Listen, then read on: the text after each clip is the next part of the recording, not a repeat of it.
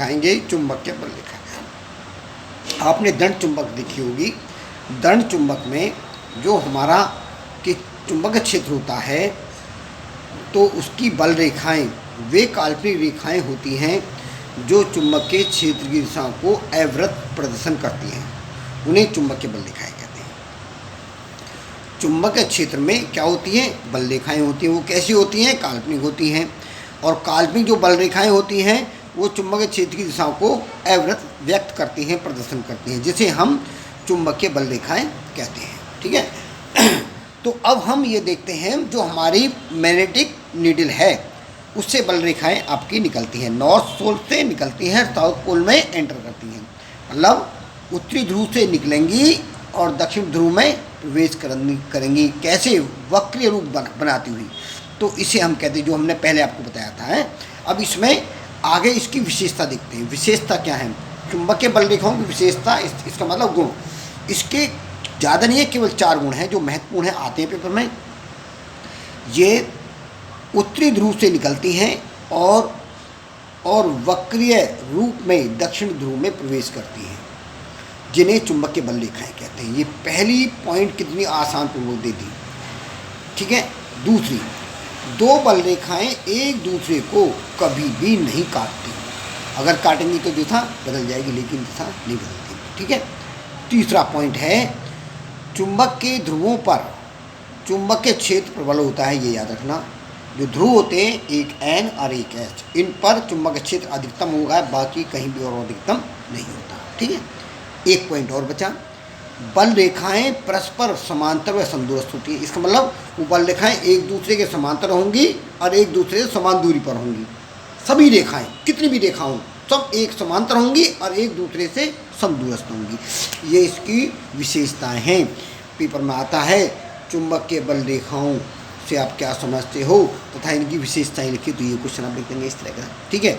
अब इसमें जो इसके बाद नया टॉपिक मैं स्टार्ट करता हूँ, वो टॉपिक आपका इम्पोर्टेंट टॉपिक है पृथ्वी का चुंबकीय क्षेत्र। ये गारंटी के साथ पेपर में आएगा। ठीक है। तो अब हम ऐसा करते हैं कि जो हमारी पृथ्वी है, पृथ्वी जो है एक ऐसा व्यवहार करती है जो पृथ्वी के गर्भ में जैसे कोई शक्तिशाली हमने चुंबक ला करके रख दिया हो। और वो कैसे रखा हो? जिसका दक्षिण ध्रुव उत्तर ध्रुव की ओर और उत्तरी ध्रुव दक्षिण ध्रुव की ओर, और उसमें और इसका ज़बरदस्त चुंबकीय क्षेत्र उत्पन्न होता है। तो इसे पृथ्वी का चुंबकीय क्षेत्र कहते हैं। और इस चुंबकीय क्षेत्र का जो प्रभाव होता है वो निम्न कारण व्यक्त करता है कि हाँ चुंबकीय क्षेत्र है। हम बताएं चुंबकीय क्षेत्र है, कोई यह है ही नहीं, लेकिन हम प्रमाण दे सकते हैं। कैसे प्रमाण दें? अब देखिए प्रमाण, पहला प्रमाण देखिए, स्वतंत्रतापूर्वक अगर लटकी हुई चुंबकीय सुई उत्तर दक्षिण दिशा में ठहरती है तो इसका मतलब पृथ्वी का चुंबकीय क्षेत्र है।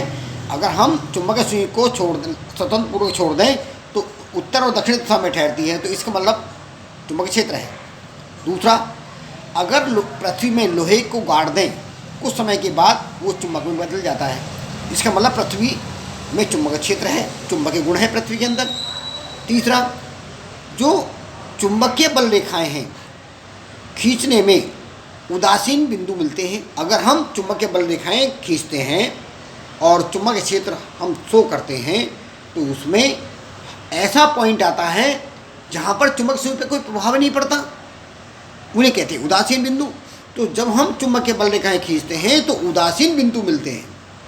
तो ये हमारे 3 पॉइंट ये हमें बताते हैं कि पृथ्वी का चुंबकीय क्षेत्र है, पृथ्वी में चुंबकीय क्षेत्र है। और पृथ्वी के चुंबकीय क्षेत्र का जो प्रमाण है वो 3 चीज़ें आपको देती हैं। ये तीनों चीज़ें पृथ्वी के चुंबकीय क्षेत्र का प्रमाण है। और ये मैंने ऊपर पृथ्वी का चुंबकीय क्षेत्र बताया, इसे तैयार करना। अब मैं आगे चलता हूँ इसके बाद। बच्चों, अब जो इसमें मैंने बताया था चुंबकीय क्षेत्र शो करने के लिए क्या क्या चीज़ चाहिए? चुंबकीय ध्रुव। अगर पृथ्वी का चुंबकीय क्षेत्र तो चुंबकीय ध्रुव होगा। चुंबकीय ध्रुव कैसा होता है?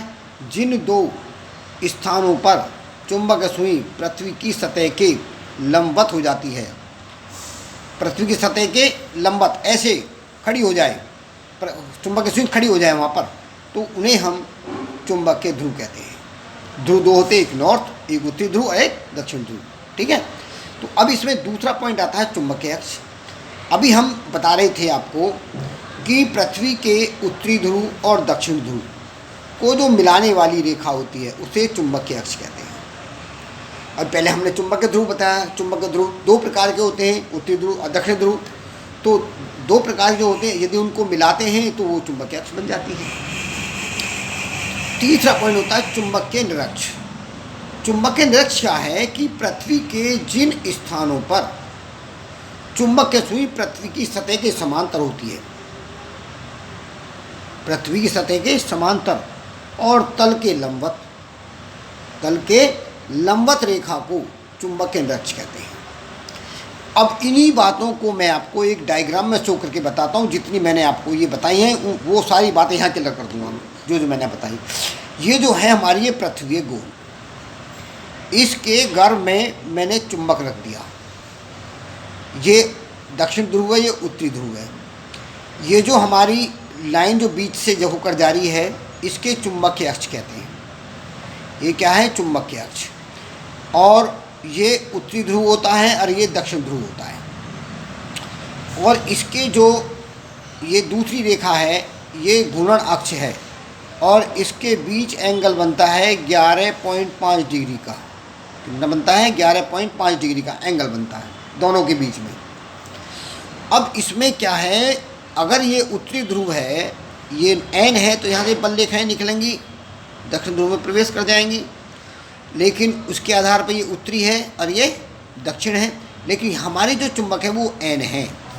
ये चुंबक में एन सिरा है, तो एन सिरे यहाँ से बल रेखाएँ निकलती हैं और यहाँ पर एंटर होती हैं। तो उत्तरी ध्रुव से निकली और दक्षिण ध्रुव में प्रवेश हो गई।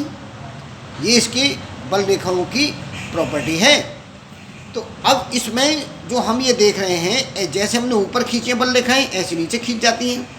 तो ये जो बल रेखाओं जो समूह दिखाई दे रहा है इससे पृथ्वी का चुंबकीय क्षेत्र कहते हैं। अब इसमें एक बात ये देखने की है कि ये क्या है? ये पृथ्वी की सतह है, ये पृथ्वी है। पृथ्वी का ये गोलीय भाग है। इस गोलीय भाग के गर्भ में हमने चुंबक रखा है।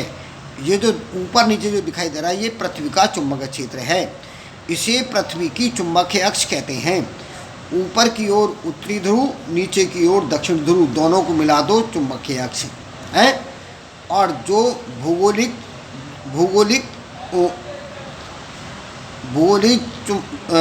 जो है उत्तरी ध्रुव और भूगोलिक दक्षिण ध्रुव को जो मिलाने वाली जो रेखा है उसे हम घूर्णन अक्ष कहते हैं। तो जो घूर्णन अक्ष होगी और चुंबकीय अक्ष होगी आपकी भूगोलिक उत्तरी ध्रुव और भूगोलिक दक्षिण ध्रुव। नीचे वाला दक्षिण ध्रुव होता है, ऊपर वाला ही दक्षिण। ये पूरा डिटेल में आपको याद होना चाहिए। आगे जब आपको ये डायग्राम को अपने माइंड में सेट कर लेना। जो आगे जो थ्योरी इसकी होगी जो बोर्ड में हर साल आती है वो कल सिखाऊंगा। इसे आप डायग्राम को माइंड में फीड कर लेना कि हमारी अर्थ है, अर्थ गोलाकार होती है, इसके गर्भ में NH चुंबक रखा होता है, उससे बल रेखाएँ निकलती हैं दोनों ऊपर नीचे जो चुंबकीय क्षेत्र को शो करती हैं। जो ध्रुवों को मिलाती हैं उसे चुंबकीय अक्ष कहते हैं। जो हमारे उत्तरी और दक्षिणी भौगोलिक ध्रुवों को मिलाती हैं उसे घूर्णन अक्ष कहते हैं। ठीक है, ये आपको तैयार करना है। और अब मैं इसका होमवर्क आपको बताता हूँ। देखो, होमवर्क में गृह कार्य जो आपका है, पृथ्वी का चुंबकीय क्षेत्र याद करें। जितना मैंने पढ़ाया है इसे आज याद कर लें। कल का टॉपिक आपकी जब ही समझ में आएगा, अन्यथा समझ में